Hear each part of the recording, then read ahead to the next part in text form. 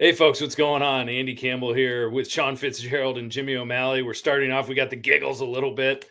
We had some fun commentary before we went live. But anyway, welcome back for another session. Season 8, episode 3. Some early highs and lows we're going to talk about for the Blackhawks tonight. First of all, Jimmy, what's going on? You're excited. Whoa, wait. YouTube just came on. Hey, watch it. Sorry. Bro. Wait. Sorry, YouTube channel. Sorry about that. Jimmy, what's going on? Oh, not much. I mean, just keeping an eye on the Ice Hawks. They've only played one game, but it was a solid victory against Grand Rapids. We're seeing the benefit already of just sending guys that should be in Rockford to play in Rockford. Korchinski, excellent goal, else aside, he had a great game. And Nazar looked very comfortable down there. So, exciting season down in Rockford. Could be an interesting team to look out for. Yeah, plenty to follow in Rockford. That's good stuff. We're going to have more updates moving forward. But yeah, and some pretty cool jerseys they were wearing, which is pretty neat stuff. Sean, what's going on? Day what in the hat game right now? 200 and we're approaching 280, I think, or we're at 280. I've got to do 2 tonight because I forgot to do one yesterday. My Stan Mikita, number 21. Very good. Very nice. Yep, and it's got the on the brim there.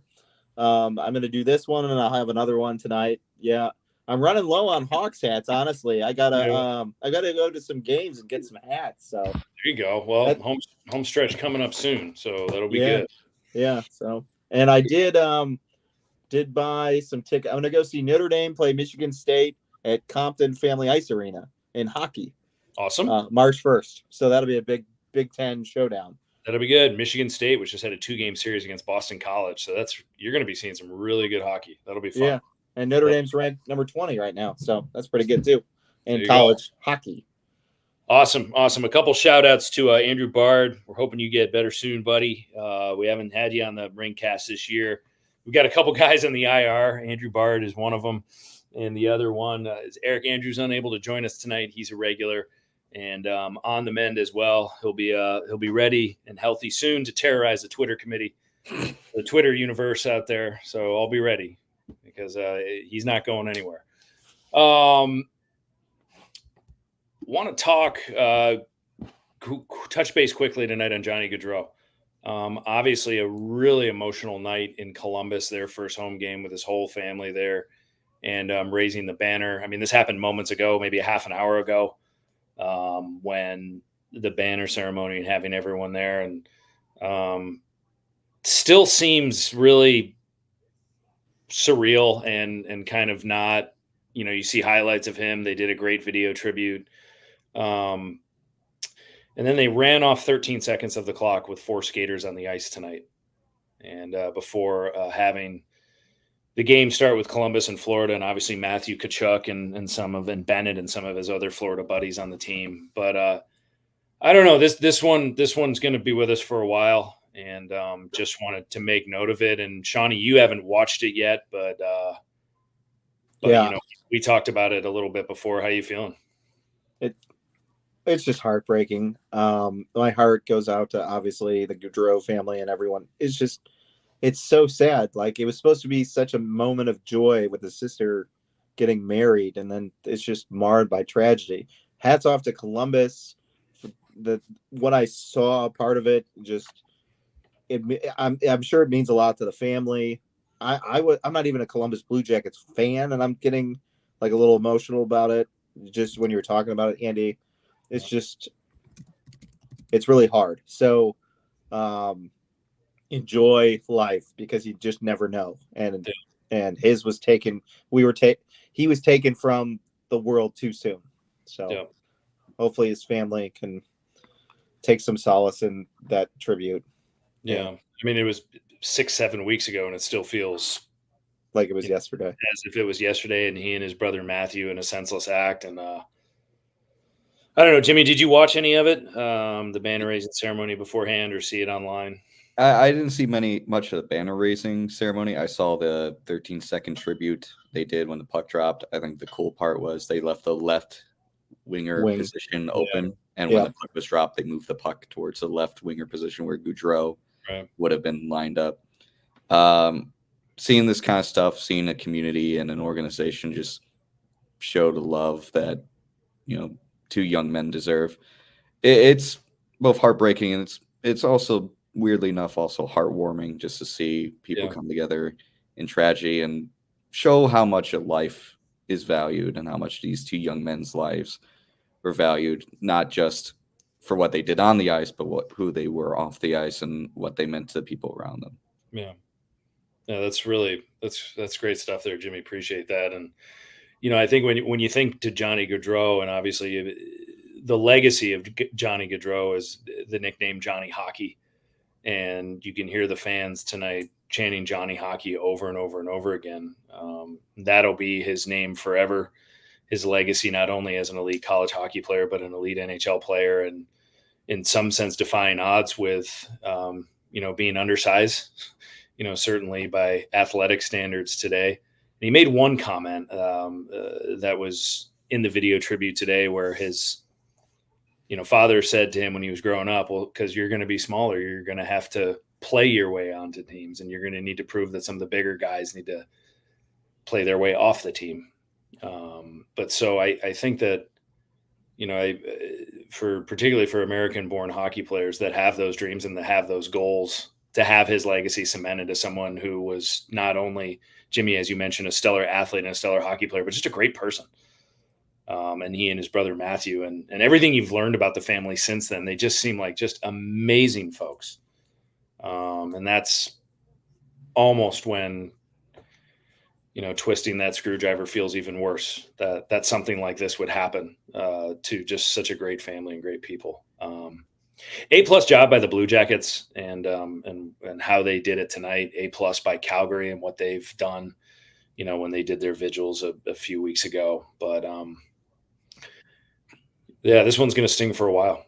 So condolences to Johnny Gaudreau, to Matthew Gaudreau, to the entire family, and to the whole hockey world. That's a tough way to start a home opener tonight. But as you said, a beautiful tribute and good stuff. So, so some of you were watching that, and you might have been thinking, wow, what a great thing about hockey. And then realizing, but I won't be able to watch my Chicago Blackhawks tonight in less than an hour. What in the world is going on with the Chicago Blackhawks and this TV thing? I don't understand it. I don't know what's going on. So I live in Boston. I'm an ESPN Plus subscriber. So whenever the Hawks are on, I watch them. I've watched all 3 games, or have the ability to watch all 3 games. What's it been like for you, Shawnee, living local? And Jimmy, have you had any luck watching this team? Can someone explain what's going on too? The TV contracts and all this nonsense? Jimmy, okay, so we do have a lawyer here. I want to hear about this legally. Yeah, that's why I'm not in the media law, so I don't know much about this. Oh, come on. So listen, if you meet a lawyer that has an answer off the cuff, that's a bad lawyer. I'd have to do my research into this. Okay, since I'm way too many credits short of a law degree, I'll talk about it. So the first thing, Chicago Sportsnet Chicago obviously is gone, and they created a new network, CHSN, formerly the Stadium. So what they have to negotiate with is Comcast Cable is the largest cable provider in the Chicagoland area. I have it. I'm one of the few people that still pay for cable. And basically what they're trying to do is negotiate a carriage fee. So Comcast is going to charge the network a certain amount of money to carry their channel. And that's how cable companies get paid. They charge carriage fees. And so CHSN has not got a deal done with Comcast. They've also not got a deal done with YouTube TV, and they're not going to get one done with YouTube TV.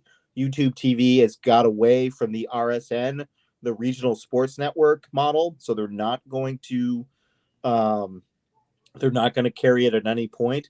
So locally, the only way to watch games, aside from when they're on national TV, like ESPN the other night, is to get a 1980s style antenna and find a way to rig it to get the signal over the airways. it only works within like 50 to 60 miles within close to Chicago, Peoria, and I can't remember the other major city. Now, Lawrence Holmes of The Score, the Score is 670. It's a local Chicago station. You can get it in a lot of places. He had said that he's talked to some people he knows, and he doesn't think the deal is going to get done until the Bulls start playing, because ultimately the Bulls have unfortunately the Bulls have a larger pull. They're the most attended team in the NBA. They have been for several years.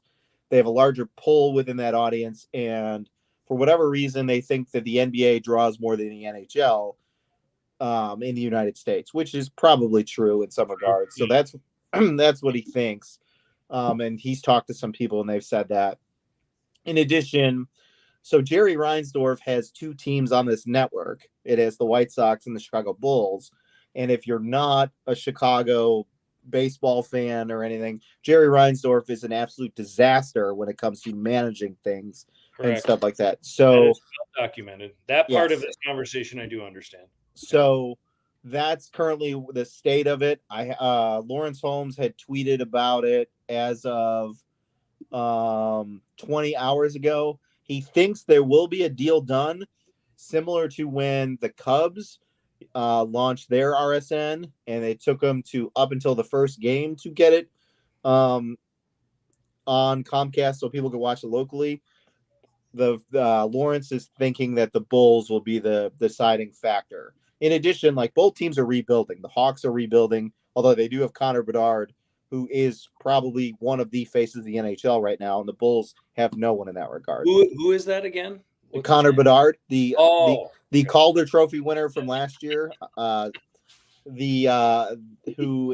played in a marquee game. The Edmonton Oilers are going to have a Connor versus Connor game. That's going to be really big. They also played in the third game on opening night against the Utah Hockey Club in their first ever game. Got it. Yeah, so that's where we're kind of at with the CHS. And so currently I cannot watch games. I could listen to them on the radio, John Weideman and Troy Murray on WGN 720. Shout out WGN 720. I was an intern back in the day there. So shout out to them. And you can do that, and you can also follow along in the Gamecast. But currently, local market cannot watch the games without an antenna. Without an antenna. Yes. So think of when it was before the cable era, where you literally had the rabbit ears. Wow. Some of the kids who are probably watching this podcast have no idea what I'm talking about. No, I mean, I'm having a tough time following it. I mean, I don't that was pretty good analysis, but the why is still beyond me. It's greed.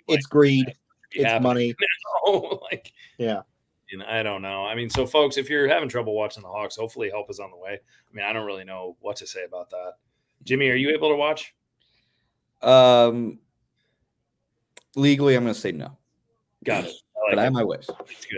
It's good. Yeah, we will not try to commit any crime. Yeah, I got ways. Legally. So, Sean, in 45 minutes, Sean, you're not able to watch the Blackhawks. I'm not able to watch the game. You're not able to watch the Blackhawks. No, I had bought an antenna several years ago.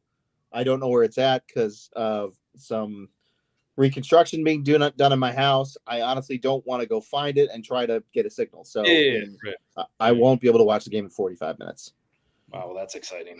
Yep. Okay, so folks, hold on to your hats. If you're not able to watch the Hawks, I hope you've been able to listen, I guess. So 3 games in, let's talk about the product now. Let's talk about the on-ice player. We're 3 games into the season, some highs and some lows. I mean, the Utah game obviously started off extremely sluggish. They started to come on as the game went along and ended up being too little too late.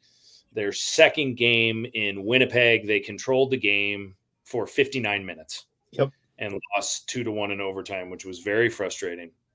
But then they rallied the next night. Many thought that they would just get the doors blown off in Edmonton. The Blackhawks played a really good game in Edmonton, and they won 5-2.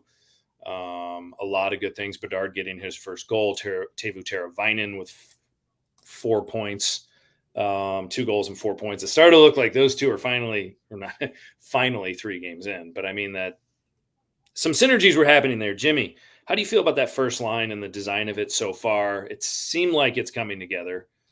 Yeah, I mean, Teuvo Teravainen has been the skilled winger that can both pass and shoot that Bedard did not have his rookie season. It's why I was very excited. And when we were talking about free agency pickups that I liked, my first name was Teuvo because I knew this is a smart veteran player that can find the open areas in the offensive side of the ice, and Connor Bedard will find them. And he has.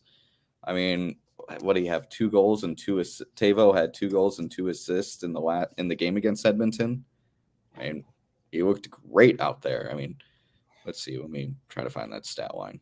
But yeah, I mean, it's very clear in 3 games, Teuvo has 5 points, 3 goals. It's very clear why he was brought in, and he's just clicked with Bedard. The only question I would say I have for that first line is Foligno a long-term pick at the other side? Is it going to be Foligno, Bedard, Teuvo for the rest of the season, or are we going to see Bertuzzi up there? Are we going to see Kurashev move back to the wing instead of play at center? You know, are we going to see a wild card pick like, I don't know, Ilya Mikheyev, however you say his name? Is he going to make a couple of appearances on the first line? That's the only question I probably have for this first line. But I mean, 5 points for Bedard, 5 points for Teuvo in the first 3 games. That's exactly what you want to see from the guys that you expect to get a lot of points from that first line. Yeah. I mean, if you told anyone, I think 3 games in, that both Bedard and Teravainen have 5 points, regardless of what has happened in the outcome of the game, I think everyone would be pretty happy about that in general. Oh, yeah. I think that feels pretty good. Speaking of Mikheyev, how are we feeling about him, and how are we feeling about some of the other new guys? Shawnee, what say you? Not just about Ilya, but about a few others. I'm feeling pretty good, actually.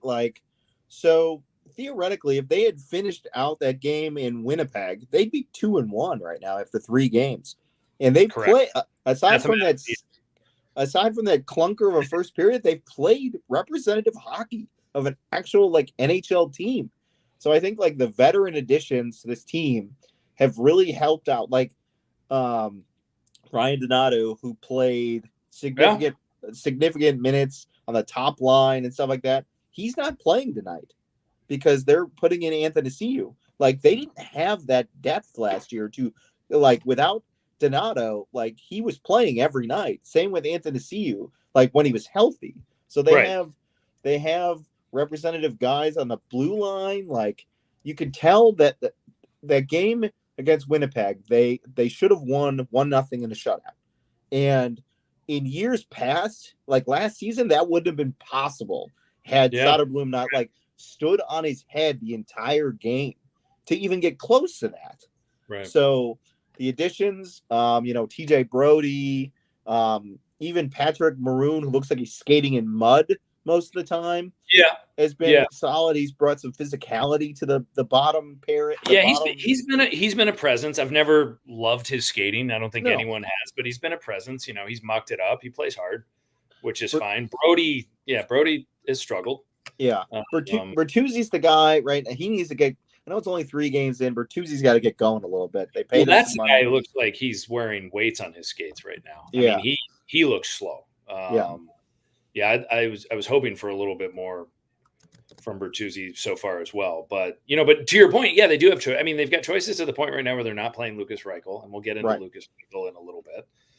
But Donato out of the lineup, that's definitely different. And cheers to Arvid Soderblom, who what a great performance he had in that loss in Winnipeg. He deserved a better outcome. It was too bad. And he had a really tough season last year, and there's a really good first game. He was terrible last year. I think he gave up 5 goals or more, in 12 of 13 starts at one point. So to see him play last night, against Winnipeg, and play that well, that's representative. I'm saying that a lot of 2 years ago when you thought you had something with him that you could build upon. Yeah, that was good. Kurashev with a good goal on his birthday. That was big. I'm stuck on Taylor Hall, fellas. I'm not really sure how to feel about Taylor Hall. $6 million. He's in the last year. Maybe a trade chip. I don't know what you're going to get from him. You're not going to get that first round pick, I don't think. Not at this rate. We're 3 games in. Jimmy, what do you think about Taylor Hall? Yeah, I mean, that was a little ambitious with he might pick up a first-round pick at the deadline. I think. Well, no, I don't. At the time, I don't think that was ambitious to think. I think, but you watch him now. Well, go on. Sorry.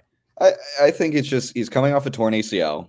Yep. I mean, so he spent 8 to 9 months off the ice, and he's playing with 2 other guys who also weren't on a line together last year. Kurashev was a winger all of last year of Connor Bedard, and Bertuzzi was a Maple Leaf. So I'm holding out hope, kind of same with Bertuzzi. I kind of see Bertuzzi and Hall kind of in the same mindset. It's like, I'm hoping you figure it out and just find that consistency, whether it's with this line or if you have to move down to the third to find better cohesiveness with someone else. Yeah. I'm not overly worried. He hasn't been egregiously bad. I think that's the best way to put it. He's just kind of been invisible. Yeah, just a guy. Just a guy. Yeah, just kind of a guy out there. Yeah. So I mean, yeah, he's on a line with Kurashev and Bertuzzi, which honestly seems like it limits Kurashev a little bit in terms of what he can do. But Bertuzzi has not shown very much lately. Again, it's so early; it's 3 games in. We're not going to rush to judgment. Maybe some home cooking when they're finally at home, but he looks a little bit of a step behind the play almost from time to time. But yeah, I mean, there's that, and the third line. I will say, Jason Dickinson is a really good hockey player. He was such a great pickup. Yeah, they got it. They got like a 2nd round pick with him? I think, didn't they? When they picked him, was he the pickup from Vancouver 2 years ago? Yep. Yeah, because we traded. Didn't we trade Stillman to them? We did. Riley Stillman, Gates guy. Riley Stillman was involved in the Jason Dickinson trade. Yeah, so that's any of you that are keeping tabs on Kyle Davidson's moves and want to be critical, that one is certainly not part of it. He's winning, Charlie Sheen style. Yeah. But I mean, Jason Dickinson, I think we were, kind of DMing about it back and forth. His work in his own zone, his positioning, particularly between the tops of the circles and the defensive blue line. He's just really good at tracking the play. He's always on the D side of the puck. And you need those guys. I think that, there were certainly those that were saying last year, oh, should be a Selke candidate. I mean, I don't necessarily see that ever. Number one, you have to be on a pretty good team. Your team has to be very strong defensively, just in general, which the Blackhawks are not. And you need to be a goal scorer too. I mean, if you're a Selke Award winner, you need to pump in goals. I mean, for whatever reason, Selke Award has now been about offensive production and faceoff wins is the best defensive forward award. I don't know. Hence why Marian Hossa never won it. Yes. But Jason Dickinson is awesome. He's done really, really well so far. And so, yeah, we'll look forward to seeing some more of that. Who do you want to see more out of? Or who do you want to watch more? Who are you like, hopefully this will turn for the better? Or what are some of your expectations, prognostications moving forward? Shawnee, what do you think? I know it's kind of an open-ended, loaded question, really. There's not really many position battles on this team for younger players, but I'm kind of curious about like the 5th, 6th defenseman spot with Wyatt Kaiser and Nolan Allen. I think Kaiser probably has the leg up just because of what he can do offensively in terms of his skating. And I think he's a better puck mover than Nolan Allen, but I'm curious to see what they do in that regard. Cause that's really the only like young player kind of position battle on this roster. And then I really want to see the continuation of Alex Vlasic's development. Like towards the end of last season and even early this year, he's starting to carry the play into the offensive zone and pushing the puck up ice. And I think that's just making him so much better when he gets involved offensively. He's great. He's played really well as a defenseman, but then just like moving the puck up ice, taking those chances and bringing the puck in the offensive zone, I think is something to continue to watch. He started doing it late last year and he's done it early this year. So I'm excited about that. Yeah, I like it. I agree with that. I think he's on PP2 right now too, isn't he? Isn't he on the second power play unit? I think which hopefully they've switched that up since opening night because that was a joke. Yeah, that was the geriatric power play unit. It was pretty brutal. Yeah, but I mean, no, I think you're going to see a lot more out of him. I mean, obviously he's still, his style of play is still the kind of guy when you don't notice him, he's doing the right things. Right. I mean, you're not going to hear a lot of talk about Alex Vlasic probably 5 games in, because it's just, when you're a really good, solid defenseman, you're doing your job and no one's really noticing you. So, whoa, sorry, phone's ringing like crazy around here. We got a fan calling in. Very exciting stuff. Long time caller, first time listener. Yeah, there you go. So, at any rate, I think that, if Alex Vlasic is doing the things that he's supposed to be doing night in, night out, you'll know about it just because he's always out there doing it without flash. And, but yeah, we'll see. I mean, yeah, is he going to be able to punch in a little bit more offensively? Where are other areas where he can contribute? It should be interesting. I think that the one that I'm curious about too, and I know we've already talked about him briefly, but is Mikheyev is the one where it's kind of like, where's this going?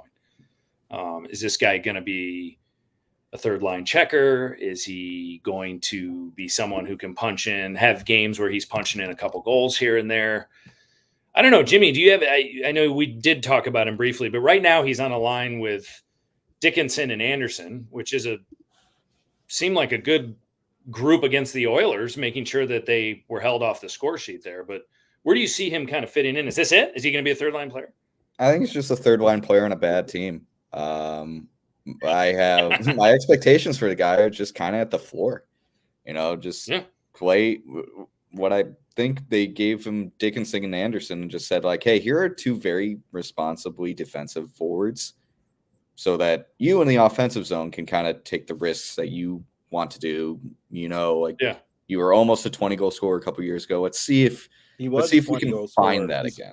He scored 21 with he did. Toronto. Okay. Yeah. Okay, so you were a former 20-goal scorer. Let's see if you can find that again. We'll give you guys that allow you to make those risky plays in the offensive zone, and they'll back you up. But yeah, I mean, I think he's just a third line scoring winger on this team. If this team was a playoff contender, he'd probably be a 4th line plugger. But yeah, I mean, he hasn't, again, kind of like with Taylor Hall, he hasn't been bad. He just hasn't been noticeable in a good way or bad. But yeah, I mean, that's kind of my expectations. That's all I have. Yeah, I don't, it's interesting. I don't, like a lot of players that come into the league, sometimes the expectation is that they score early and then they adopt new roles. I'm not comparing, let's make this clear, I'm not comparing Mikheyev to Michael Frolik. I'm just saying that a player like Michael Frolik, if you remember, he came in with the Florida Panthers and was a goal scorer. That was his primary job. And then when he moved on and changed venues and ended up in Chicago, his role was more of a shutdown role, and he ended up becoming a really good 2-way defensive winger. If that is what Mikheyev is responsible for doing ultimately, then that third line with Dickinson and Joey Anderson is a good place. So, it's hard. It's hard to be too high or too low about the Blackhawks right now, 3 games in. It's hard to know where this is going. Calgary is 3-0. I mean, who saw that coming? Calgary, they're Austin Matthews doesn't have a point right now in the NHL. The Oilers don't have a win. They're 0-3. Connor McDavid doesn't have a goal at home. Right. Avalanche don't have a goalie. I mean, yeah. Right. Yeah. Dogs and cats living together. Mass hysteria. Mass hysteria. So, I don't know. The Hawks it'll be intriguing. I mean, do you think we'll fall off the cliff at some point? At some point, are we just going to see that spiral downward where you go, here it comes again? Or do you think this will be 1 game on, 1 game off and kind of middling around 500? Shawnee, what do you think? I think injuries are the big thing because this team, Davidson put together, it's like the oldest team in the league now, I think, or it went from like the youngest to like the oldest. Like he brought in a lot of veteran age, and I think no in between. If some of those veteran guys start to break down or get injured, then we're gonna have to dip into the Rockford pool again, and then we could see the cliff approaching, or the Titanic approaching the iceberg there. But I think at least for the early part of the season, I think we're going to just be middling, like middle of the road. Maybe we'll have a good game here. We'll have a bad game there. We're not going to go on the Jeremy Colleton 1-9-1 stretch. I hope not. I hope not. That would be really, really bad. Yeah. So that's where I think we're going to go. Yeah. Any updates? I have not seen any updates on our buddy Levshinov lately. No, I haven't seen anything on him either. You can Google and read stuff. No, but I mean, he was skating with the group. I mean, the assumption is that when he's back, he'll go down to Rockford and start the season there. There's no reason coming back from an injury that they should plop him up with the big club right now. But have any of you heard anything? I mean, the latest was that he's skating now, but yeah, he started skating 2 weeks ago, but I don't know that he was expected not to be ready to start the year. Yep. And that's about it. So I would probably expect to see him probably early November in Rockford. Yeah. And Wyatt Kaiser's back. He is, yep. Yeah, and I mean, he looks fine. I mean, it's interesting. The Wyatt Kaiser thing. I mean, this time last year, if you remember, Ben Pope right before the season started, pumping his tires. Pumping Wyatt Kaiser's tires, like they really have something here. And it was evident right from the get-go that this kid was just not ready. Got some seasoning. I mean, he's been fine. I mean, again, sample size is 2 games here because he did not play in the opener. No, he wasn't healthy, I don't think. He was still out. Nolan Allen was in. And so now Nolan Allen is in the press box. Wyatt Kaiser has an assist and, is in the plus to start, even though that plus minus is not the end all be all. Minnesota begs to differ, but that's just us. Right. And now Alex Vlasic is -2, so we should trade him. Yeah. Let's get rid of him. He's -2 to start the Literally season. the worst. All bad. Can we speak of somebody who is bad? Lukas Reichel? Yeah. I don't know. We're talking about limited sample size. Right now we got no sample size. I don't know what they're going to do. We were kind of I think it was November of last year when he had in the first 10 games, he was absolutely invisible. I mean, it was just as if there were 4 guys on the ice. And if you remember, the Rink put out an article saying that he might be entering a period right now where it's a career crossroads. And I think we're there. And Chicago fans, I'm sorry, but the notion of this kid has not had a fair shot. I don't agree with that. I'll use I language. I do not agree. I think he's been given a pretty good look. I think the issue with Lukas Reichel right now is he's super skilled. He's a good skater when there's nobody around. Getting to the net is hard for him. Dropping his shoulder and getting to the net is not a concept he's used to. No. He doesn't win pucks. And so if your skill set is designed to be a scorer, but you're not good enough to be on that, but you're not good enough to be on the first 2 lines, then there's not really a place for you. Yeah, and the issue has been really once teams figured out what made him look good at the end of that 2022-2023 season, he just never really changed his game. Right. He didn't add something to his game. He didn't try anything new. It was, I'm going to keep trying to do this same thing over and over again because it worked for me for a little bit in March and April of 2023. But teams figured it out, and he's not adapting, and he's not reinventing himself. Yeah. Like we were talking about, Michael Frolik, he changed his play style to best adapt to what Blackhawks needed for a skilled 3rd, 4th line winger. Reichel hasn't. Right. Well, and he's been given 90-something games in the NHL, so it's not 99. It's not like he's had a short runway. This was a 20-game sample size, and they're just going to keep him in the press box. He's played 99 games. And yes, I know the Reichel truthers' defense is his line mates were bad. But you were saying, Andy, he's not lowering his shoulder and going. It doesn't matter who's on your line. If you can't carry the puck to the net, it doesn't matter. if he was putting pucks on guys' tapes and they weren't scoring, like the team's still going to see that, and so he's progressing. We get some better players around him. He'll take off, but he's not doing any of that. No, and I think I'm sorry. Go ahead, Jimmy. No, I was just going to say that's evident that that's why he's not playing. He had a poor preseason, and now he's just sitting because they can't send him down without waiving him, and somebody's going to take a chance. Well, yeah, and you can't send who are you going to bring back up? You got to let those other prospects work down there too. Right. I mean, I don't, you can't send him down without waiving him, number one. But at the same time, right now, Kyle Davidson has a really good arsenal down in Rockford that he's saying these are the new guys that need this work that aren't ready for the NHL. So, man, I don't know. And Reichel's under contract for 2 more years too. Is that correct? Yeah. Did they re-sign him for 2 more years? He got a bridge deal for. I thought he makes like 1.5. Yeah, it was like 1.5 for 2 years. I thought it was some. Yeah.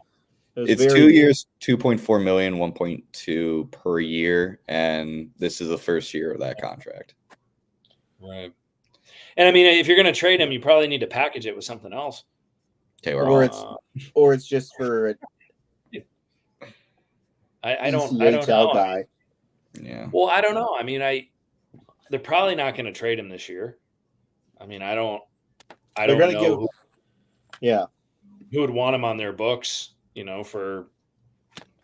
want a guy at that price tag that you want on your books. You want him to be a third or fourth line mucking. Come on, Bowman. You drafted him. You know you want him back. Come on. Do they even have any cap space up there? He'll make it work. Now, I will say this. Jeremy Swayman finally signed the last time we talked. Yeah. That was, so now Shesterkin is demanding a big contract. Yeah. Everyone's saying the cap is going to go up. Riddle me this and stay with me on this, and you're going to say I'm crazy, but I don't care because I'm bored. Is there a possibility that phone calls people start to inquire about Seth Jones? With the cap going up a year or two from now, is that something that is semi-realistic? Will a team get desperate enough where they're like, that's what we need?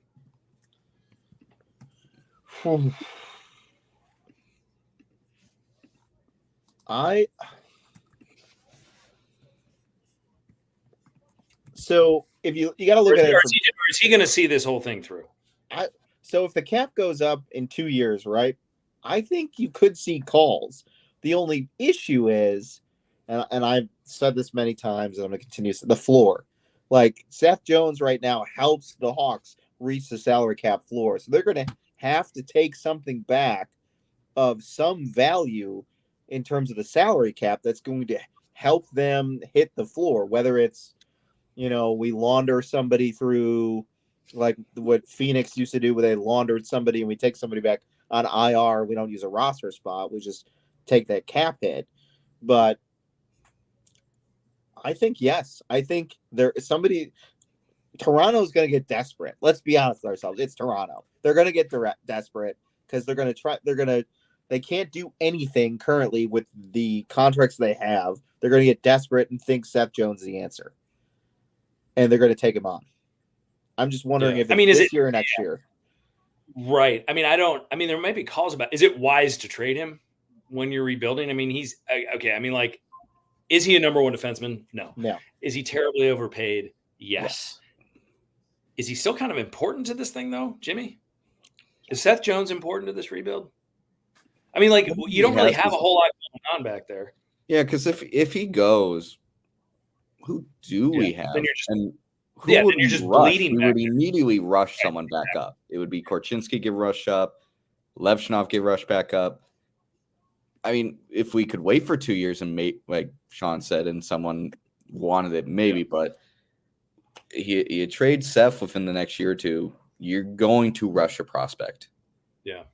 And I mean, I'm not saying, I'm not saying he's he's going to move mountains, but this defense is already bad. I feel like it would get worse if you just trade Seth without you're right. Yeah, and they already had to move him and Vlasic back together. Like they couldn't split them up. Yeah. No, the team gets it would actually be pretty harmful. I don't know at that point when you're rebuilding. I mean, how many more picks and prospects do you need at this point? Right. You know, you might. And it's one thing to have picks and prospects, but it's also just like, hey, here are lottery tickets that we got to wait 2 to 4 years to see if they work out. Yeah. Are we willing to wait, and let the absence of Seth Jones be maybe paid off by this lottery ticket? You don't want to be Phoenix where you're constantly acquiring talent, constantly finally Utah is finally seeing the fruits of Phoenix's just bad seasons for how many years. They got handed a pretty good deal, didn't they? Yeah. And they brought in legit NHL defensemen to go along with that forward core. Remember when we had Ford Hatchett on the podcast and he said, yeah, Utah's getting a pretty good team. Mm-hmm. Yeah. And you're seeing it right now. But yeah, so that is, the phone calls on Seth Jones, even if they ever do happen, you're right. It weakens the team. You don't want to start being competitive when Connor Bedard is 26 or 27. And they just don't have the D to do it right now. It's like if you trade Seth, your number one defenseman is now Vlasic. And you don't want to do that with Vlasic. You can't do that to the kid. No. And Connor Murphy's coming off the books next year. Let me look it up. So, you're going to need another veteran defenseman anyways, because technically Connor Murphy's the only other veteran defenseman with any term left on his contract besides Seth Jones. Yeah. And I mean, Seth Murphy is signed through next season, but same issue. So, and all the Brody and whoever Martinez, they're all 1-year deals, right? Brody's two. Brody's two. Okay, but Martinez. Still, you're still going to need a legit NHL 2-3 defenseman. No, it's ill-advised. Yeah.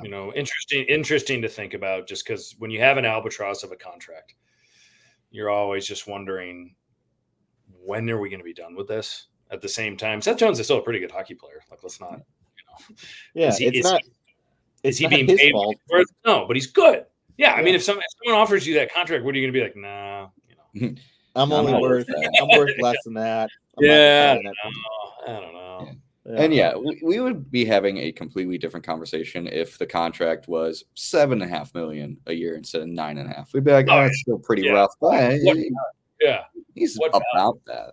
Yeah, it'd be like, this is manageable. We can manage this for however long. Mm-hmm. He just turned 30. He's eating a lot of minutes. Yeah. He plays a lot of games. I mean, generally speaking, knock on wood, he's healthy. Yeah. And so, captain's your power play. He's good enough for what we want him to be at this point in our franchise. That's it, right there. It's probably the best way we can put it. Yeah. Right. Yeah. The Brian Campbell of the rebuild. In a sense. Yeah. Any final thoughts, fellas, before we press on and go watch or listen to the Blackhawks? Yeah, I mean, you were mentioning highs and lows earlier. There's one thing I do really want to see more out of this Chicago Blackhawks team. That this scoring outside of the first line is awful. Non-existent. Teuvo's the only player on the team with multiple goals. Right. There's only 2 forwards on the team outside of the top line that have goals, and that's Donato and Kurashev. Right. So we're gonna need something from we obviously love Dickinson because of his defensive play. But it's like, hey, can you put the puck in the net? Anderson, can you put the puck in the net? Right. Mikheyev, Taylor, please. That's kind of how I feel right now. Every time I see Bedard and Teuvo off the ice, I'm like, all right, let's hope we don't get scored on because we're not going to score. Yeah, I mean, I don't. Bertuzzi is the one that I know we talked about this earlier in the show. Is the one where it's like, okay, this guy is pumped in 20 goals in a few seasons. He's had a 30-goal season. He's going to need to chip in here and there. Now, there's also a lot of hard miles on him. Mm-hmm. I mean, that is another contract I do worry if this is who he's going to be. Again, 3 games in, tiny sample size. But yeah, to your point, Jimmy, we are going to see, because if not, then it's going to be awfully easy for teams to just say, we got one line to take care of tonight.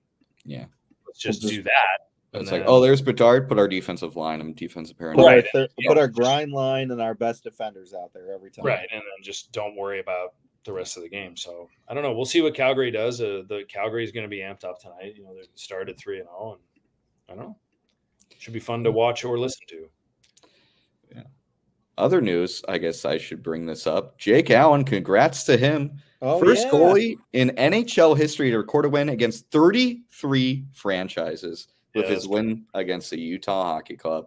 Congrats to him. He's beaten the entire NHL. And a little bit more.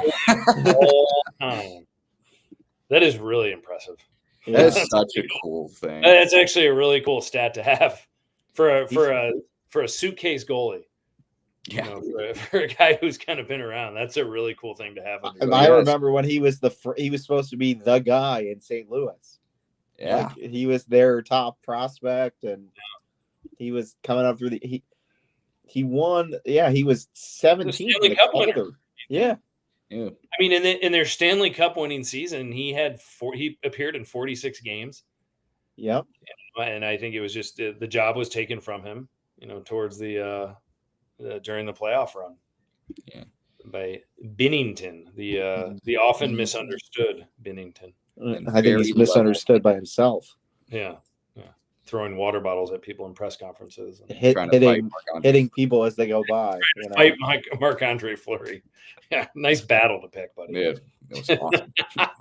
Does he believe dinosaurs are real, though? That's what I want to know. I don't know. Because Ilya Bryzgalov Jordan Binnington would like to have a conversation. Jordan Binnington tried to fight the nicest, most fun-loving guy in the entire league, who's also a goalie. Yeah. Yeah. Nice pick, buddy. Yeah. Yeah. Anyway, congrats to Jake for being a trivia question. There you go. Yeah. Congratulations. Who doesn't love being a good trivia goalie? That is true. That is true. Yeah. All right, folks. We'll enjoy the game tonight. Those of you that have the energy to stay up and watch it in Calgary and Alberta, Canada. I'm sorry. Whenever somebody says Calgary, I always think of Bret the Hitman Hart saying Calgary, Alberta, Canada. The former wrestler, he'd always emphasize the Alberta part. So, but hey, Brett screwed Brett. Awesome. You heard it here first. Brett screwed Brett. There you go. Oh, I was thinking Calgary. I think of the '88 Olympics. Ooh. Oh yeah. Yeah, remember Katarina Witt? Ooh. Yeah. A lot cooler than Bret Hart. Anyway. Whoa. I'm going to put you in the sharpshooter, man. Yeah, the best there is, the best there was, the best there ever will be, Andy. Come on. The excellence of execution. You watch your mouth. All right, fine. You can go hang out with Bret Hart. I'll go hang out. All Andy is thinking right now is, God, I work with nerds. No. Nerds. Yeah. All right, fellas. Well, good stuff tonight. And folks, hope you enjoyed the show. And if you are listening to the game or watching the game tonight, we'll know you enjoy the broadcast. We hope you enjoy the outcome, as Pat Foley used to say. Yeah. Y'all remember that. Hope you enjoyed the broadcast. We know you enjoyed the outcome. Or when I lost. Right? Hopefully you enjoyed the broadcast in spite of the outcome. Yeah. Yeah. Anyway, good stuff, fellas. And Hawks fans, we'll catch you soon. Later.